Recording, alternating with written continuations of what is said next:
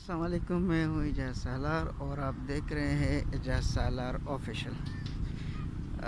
آج میں بات کروں گا پاکستان کے سیاسی صورتحال پر، اور میں بڑی تکلیف کے ساتھ اور بڑی وہ کہتے ہیں کہ دل برداشتہ ہو کر یہ ویڈیو ریکارڈ کر رہا ہوں کہ جو انسان کی سوچ ہوتی ہے اور جو انسان نے کرنا ہوتا ہے اور جس کے لیے انسان پلاننگ کرتا ہے، اس میں اگر کہیں نہ کہیں کسی نہ کسی طور سے کوئی رکاوٹ سامنے آئے تو اس سے انسان بہت زیادہ دل برداشتہ ہو جاتا ہے اور اس سے انسان یعنی مایوس ہو کر رہ جاتا ہے اپنی زندگی سے بھی اور پوری دنیا سے، پورے ملک سے۔ آج واقعہ یہ ہوا میرے ساتھ کہ کئی دنوں سے ایک جو پشاور کے ایک نوائی علاقے سے ایک بندہ جس کا تعلق ہے، وہ یہاں پہ رہتا ہے کراچی میں، اور ان کے جو بچے ہیں وہ بیمار ہیں۔ 3 بچے ہیں ان کے اور تینوں بچے اس کے بیمار ہیں اور زندگی اور موت کی کشمکش میں ہیں۔ تو آج جو میں نے اس کی باتیں سنی، ابھی میں تھوڑی دیر پہلے اس سے ملا تو اس کی فیملی سے ملا، ان کی باتیں سنی تو مجھے ایک عجیب سی فیلنگ مجھے محسوس ہو گئی، یعنی میں عجیب کے طرح کے میرے احساسات تھے۔ یہ بات بہت لمبی ہو رہی ہے، میں کہنے کا مطلب یہ ہے کہ جو ملک میں ہو رہا ہے اور جو ملک کی جو سیاسی صورتحال ہے اور جو معاشی صورتحال ہے، اس کا ذمہ دار چاہے جو بھی ہو، لیکن بات یہ ہے کہ ہم سب جو ہے کسی نہ کسی طرح سے ملک کے موجودہ حالات اور ملک کی سیاسی اور معاشی جو صورتحال ہے اس کے ہم سب ذمہ دار ہیں۔ اگر ہم یہ سمجھتے ہیں کہ جی سیاستدان اس کے ذمہ دار ہے یا فوج اس کے ذمہ دار ہے تو یہ غلط بات ہے۔ آج جو پاکستان جس موڑ پر پہنچا ہے، جس جگہ پر ہماری آج معیشت کڑی ہے، جس جگہ پر آج ہماری خارجہ پالیسی کڑی ہے، تو اس حالت کے اس نہج پر پہنچنے کے ذمہ دار ہم سب ہیں اگر دیکھا جائے۔ کیونکہ دیکھیں جس وقت انتخابات ہوتے ہیں ملک میں یا کہ کوئی سیاسی لیڈروں کی بات آ جاتی ہے یا کسی بھی ایسے شخص کی بات آ جاتی ہے جس سے ہم عقیدت رکھتے ہیں، تو ہم فوراً اٹھ جاتے ہیں اور اس کے لیے پھر ہر اس پر جاتے ہیں، لڑائی جھگڑے کے لیے بھی تیار رہتے ہیں اس کی خاطر۔ میں نے بہت سے لوگ دیکھے ہیں ایسے جو کہ اپنے رہنماؤں کے لیے ان کی خاطر ایک دوسرے سے لڑ رہے ہوتے ہیں، رشتہ داروں سے لڑ رہے ہوتے ہیں، دوستوں سے لڑ رہے ہوتے ہیں، اور بہت آگے ان کی محبت میں چلے گئے ہوتے ہیں۔ لیکن ہم یہ نہیں دیکھتے، ہم یہ نہیں سمجھنے کی کوشش کرتے کہ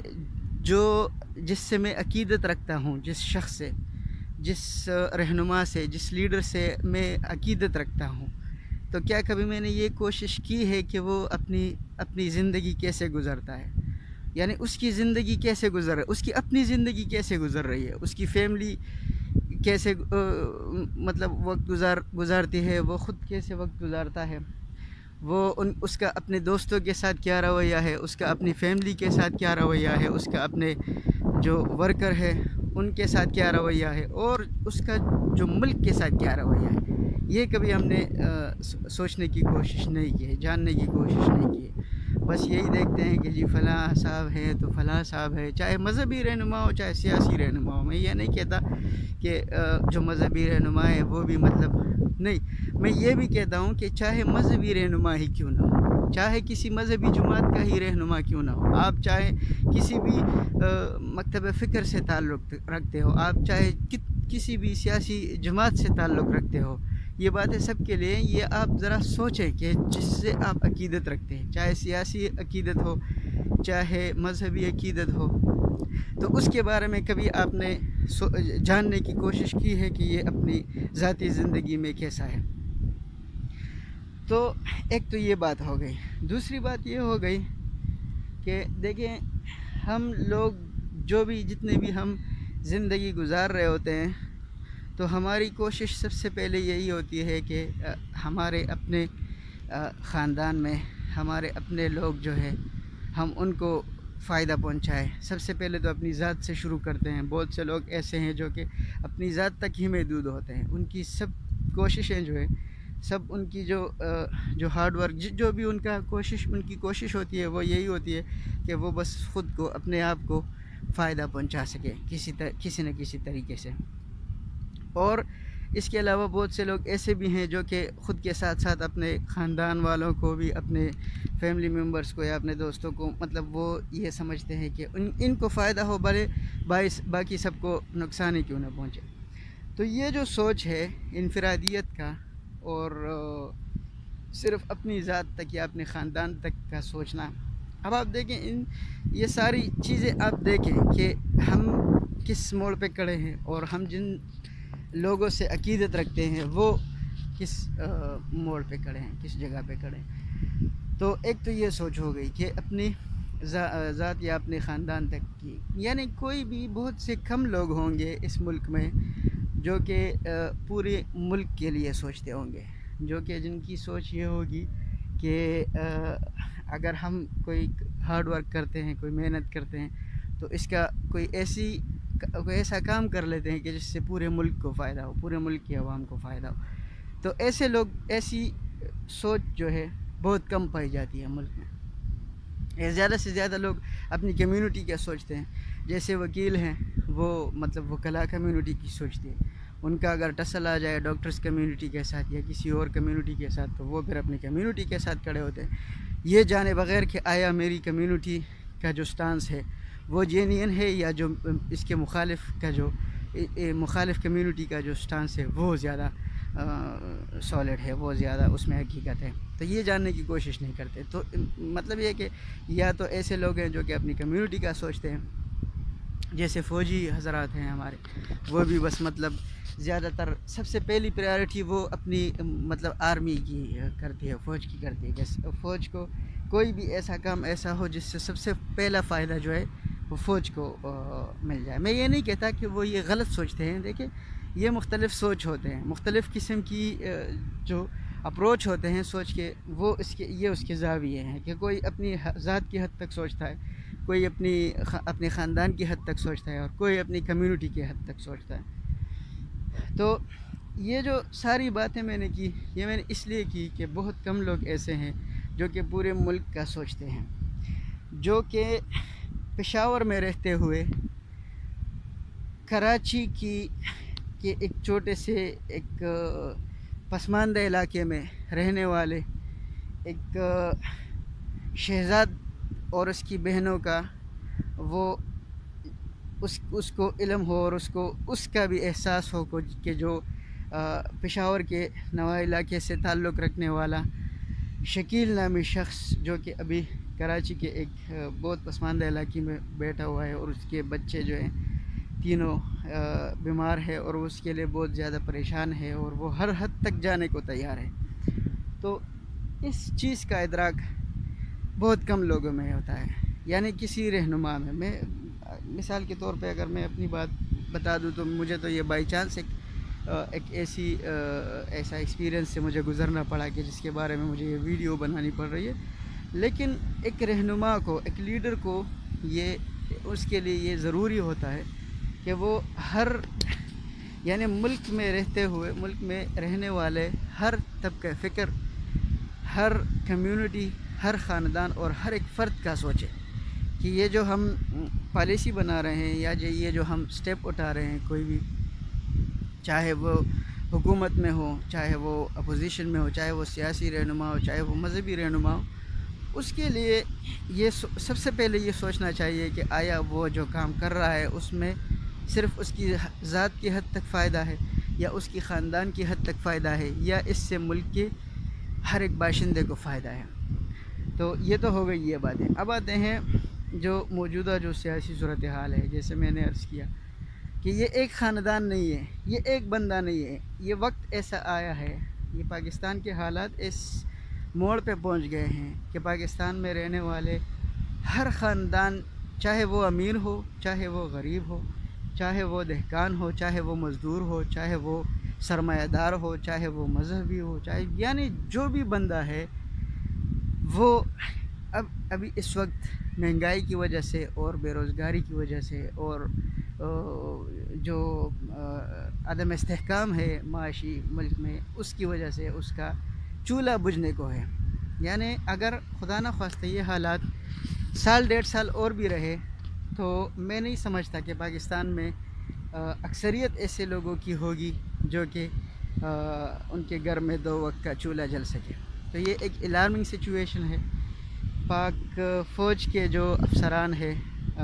اور جو جوڈیشری کے جو لوگ ہیں، جو اسٹیبلشمنٹ میں ہیں، جو کہ سمجھتے ہیں کہ ملک کے حالات ایسے ہیں کہ ابھی کچھ نہ کچھ کرنا چاہیے، تو ان کو ضرور کرنا چاہیے اور ان کو ضرور اپنی کوشش کرنی چاہیے کہ یہ حالات جو ہیں یہ بہتر ہو سکیں. کیونکہ دیکھیں، یہ پاکستان ہوگا تو ہمارے کاروبار ہوں گے، یہ پاکستان ہوگا تو ہماری صنعتیں چلیں گی، ہماری صنعتیں چلیں گی تو مزدور کام کریں گے، مزدور کام کریں گے تو ملک میں بہتری آئے گی. نہیں تو وہی بات ہے کہ جو عمران خان کہتے تھے کہ ہم یعنی ملک کے ایسے حالات ہیں کہ امیر امیر تر ہوتا جا رہا ہے اور غریب غریب تر ہوتا جا رہا ہے. بالکل سیم سچویشن ہے. اگر ہم دیکھیں، غریب غریب ہوتا جا رہا ہے اور امیر امیر ہوتا جا رہا ہے. تو ایسے میں یہ میں نے پاک فوج کا اس لیے ذکر کیا کہ چونکہ ہم دیکھ رہے ہیں موجودہ جو حالات ہیں اس میں ہم دیکھ رہے ہیں کہ جو صورتحال ہے اس کے ذمہ دار یعنی بہت سے لوگ ایسے ہیں آج کل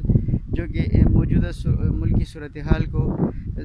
اس کے ذمہ دار جو ہے وہ فوج کو ٹھہراتے ہیں. یہ بات حقیقت ہے یا جھوٹ پر مبنی ہے، یہ تو وقت ہی بتائے گا. لیکن میں یہ سمجھتا ہوں کہ چاہے کوئی بھی ہو، چاہے جو کہتے ہیں کہ جو فوج ذمہ دار ہیں وہ یہ سچ ہو یا جھوٹ ہو، وہ ایک الگ موضوع ہے. میں یہ کہتا ہوں کہ دیکھیں، اس بات سے تو انکار نہیں کیا جا سکتا کہ پاکستان میں اس وقت سب سے منظم جو ادارہ ہے، سب سے پاورفل جو ادارہ ہے، جن کے اپنے ریسورسز بھی ہیں، جن کا مین پاور بھی ہے، جن کے پاس اسلحہ بھی ہے، ظاہر سی بات ہے جس کے پاس قوت بھی ہے، جس کے پاس طاقت بھی ہے، وہ فوج ہی ہے. یعنی اس سے تو انکار کوئی نہیں کر سکتا. اب دیکھیں، اگر فوج کے پاس یہ سب کچھ ہوتے ہوئے بھی اگر پاکستان کے اعلیٰ حالات جو ہیں وہ سیاسی طور پر اور معاشی طور پر عدم استحکام کی طرف جا رہے ہیں، تو اس کا مطلب ہے کہ جو فوج کے پاس جو طاقت ہے، جو قوت ہے، جو ان کے پاس صلاحیتیں ہیں،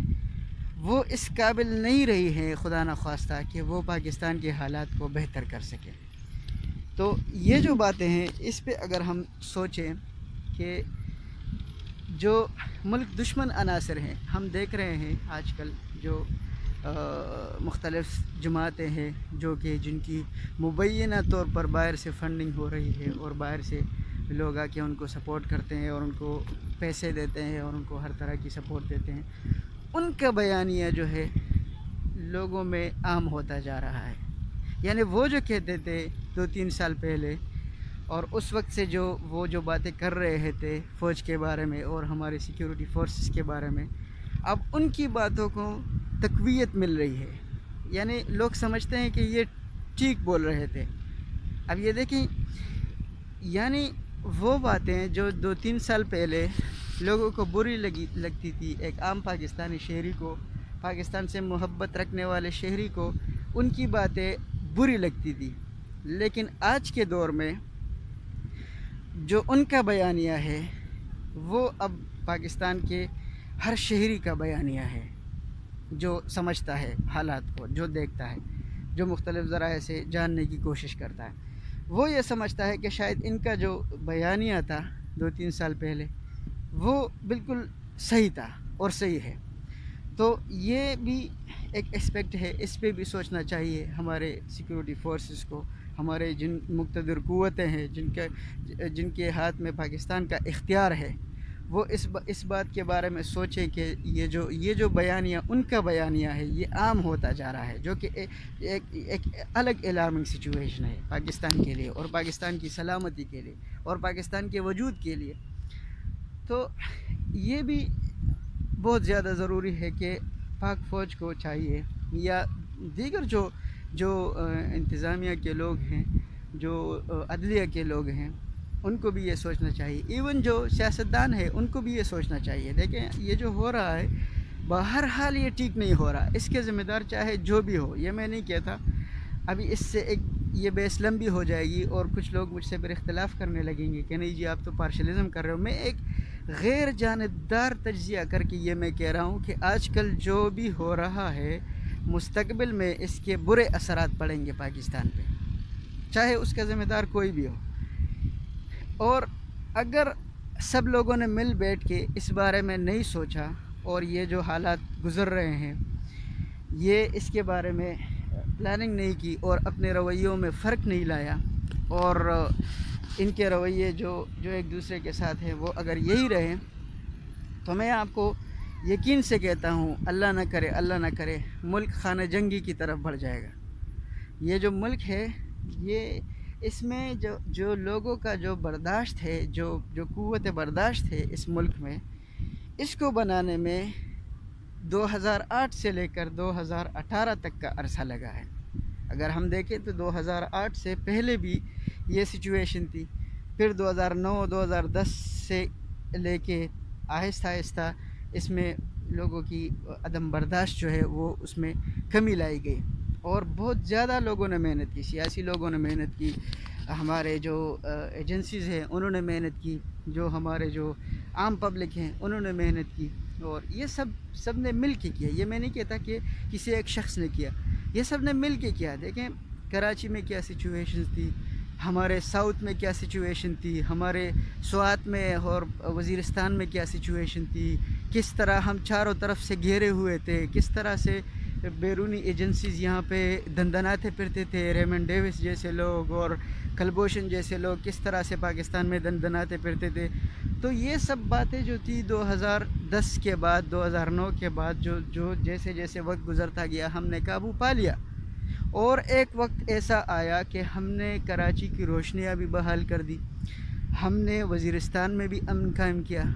ہم نے سوات میں بھی ایک کامیاب آپریشن کر کے دہشت گردوں کی کمر توڑ دی۔ یعنی کوئی بھی ایسے اچھا ہم نے ریمنڈ ڈیوس جیسے لوگوں کو پکڑا، ان سے یہ ایک الگ بحث ہے کہ کس طرح ہم نے ان سے ان کے نیٹ ورک کے بارے میں معلومات حاصل کی اور پھر آپریشن کر کے ان کے نیٹ ورک کو تباہ کیا۔ تو یہ جو ساری کمپیٹنسی ہے یہ کسی ایک شخص نے نہیں دکھائی ہے۔ اگر ہم دیکھیں تو اس میں ہر پاکستان کے ہر شہری کا اس کی قربانی ہے۔ دیکھیں اگر ہم وزیرستان کی بات کریں تو وزیرستان کے لوگوں کی کتنی قربانیاں ہیں۔ یہ اگر کوئی کہے کہ وزیرستان میں جو آپریشن کامیاب ہوا یہ صرف فوج کی وجہ سے ہوا، یہ غلط بات ہے۔ اس میں سب سے بڑی قربانی وزیرستان کی اپنے لوگوں نے دی۔ اگر وہ یہ قربانی نہ دیتے تو پاک فوج کبھی بھی ان پہ یہ آپریشن کامیاب نہیں کر سکتی تھی۔ تو یہ جو ساری باتیں ہیں، کوئی بھی اگر یہ سمجھتا ہے کہ ایک شخص ہی عقل کل ہے اور ایک شخص ہی سب کچھ کر سکتا ہے، باقی کوئی نہیں کر سکتا، تو یہ غلط بات ہے۔ ایک شخص نہیں کر سکتا، یہ سب نے مل کے کرنا ہے۔ جو ترقی یافتہ اقوام ہے ان کی اگر ہم سٹڈی کریں تو ان میں کوئی بھی ایسی قوم نہیں ہے جن کی حالت کسی ایک شخص نے ٹھیک کی ہو۔ ہاں بھلے فرنٹ پہ ایک بندہ ہوتا تھا، یہ میں نہیں کہتا۔ ابراہیم لنکن کی اگر ہم بات کرتے ہیں، یا نیلسن منڈیلا کی بات کریں، یا کسی دوسرے جو لوگ ہیں ان کی اگر ہم بات کریں، تو ان کی جو تحریکیں تھیں وہ جو کامیاب ہوئی ہیں وہ صرف ان کی اپنی صلاحیت کی وجہ سے کامیاب نہیں ہوئی ہے، بلکہ اس میں ان کے دوستوں کی قربانیاں ہیں، ان کی اقوام کی عام پبلک کی قربانیاں ہیں، ان کی فورسز کی قربانیاں ہیں، فوجیوں کی، ان کی جو مطلب ہر طرح کے لوگ جب قربانی دیتے ہیں تو ہی ایک تحریک کامیاب ہوتی ہے۔ تو یہ ساری باتیں جو آج مجھے کرنی پڑی، وہ جیسے پہلے میں نے عرض کیا کہ بہت کرب سے میں آج گزرا ہوں، اور میں تھوڑا ساحل سمندر پہ اس لیے آیا کہ تھوڑا سکون مل جائے، کیونکہ جس شخص کے ساتھ میں آج ملا ہوں اور جس سے میری باتیں ہوئی ہے، جس کے خاندان سے میں ملا ہوں، جن کے بچوں کی حالت میں نے دیکھی ہے، اس کے لیے بھی میں پریشان تھا۔ اور جو موجودہ حالات پر جو اس نے خود بیان کیے کہ اس سے جو میری جو باتیں ہوئی وہ اتنی تفصیل سے اس نے مجھے موجودہ حالات کے بارے میں بتایا۔ میں نے کہا تمہیں تو پولیٹیشین ہونا چاہیے، لیکن یہ ہے کہ بس حالات کے شکنجے میں جکڑا ہوا ہے بیچارہ۔ تو یہ باتیں تھی، اگر کسی کو میری بات بری لگی ہو تو بھی بہت معذرت، لیکن یہ سوچنے کی بات ہے کہ آج کے بعد ہم نے ہر ایک بندے نے سوچنا ہے، ہر ایک آدمی نے اپنے گریبان میں جھانکنا ہے کہ میں کس جگہ پہ کھڑا ہوں، میں کیا کر رہا ہوں، اس ملک کے لیے کیا کر رہا ہوں، اپنی سوسائٹی کے لیے کیا کر رہا ہوں، اپنی فیملی کے لیے کیا کر رہا ہوں، اپنے لوگوں کے لیے کیا کر رہا ہوں، اور جو میرے آس پاس لوگ ہیں وہ کیا کر رہے ہیں، اور جو میں جن لوگوں کو دیکھ رہا ہوں وہ کیا کر رہے ہیں۔ تو یہ اپنے گریبان میں جھانکنے والی باتیں ہیں کہ ہر کوئی، چاہے وہ جس مکتب فکر سے تعلق رکھتا ہے، جس سیاسی پارٹی سے تعلق رکھتا ہے، جس پروفیشن سے تعلق رکھتا ہے، وہ یہ سمجھے کہ میں نے سوچنا ہے کہ میں خود کہاں پہ کھڑا ہوں، اور جو میرے رہنما ہیں وہ کہاں پہ کھڑے ہیں، اور وہ اس کی کیا لائے عمل ہے مستقبل کے بارے میں اور پاکستان کے بارے میں۔ تو پھر بھی اگر میری باتیں کسی کو بری لگی ہو تو میں معذرت چاہتا ہوں۔ اپنا بہت سارا خیال رکھیے گا۔ اگلی ویڈیو میں تفصیل سے کوشش کروں گا کہ بتاؤں کہ جو بندہ ہے، اگر آپ میں سے کوئی اس کی ہیلپ بھی کرنا چاہے تو اس کے لیے بھی میں ریکویسٹ کروں گا، لیکن وہ ابھی وقت نہیں ہے۔ ابھی میں تھوڑی اپنی طرف سے کوشش کر رہا ہوں۔ اگر اس کا مسئلہ حل ہو گیا تو پھر میں آپ کو بتانے کی نوبت انشاءاللہ نہیں آئے گی۔ تو دیکھنے کا بہت بہت شکریہ، اور اپنا بہت سارا خیال رکھیے گا۔ اللہ حافظ۔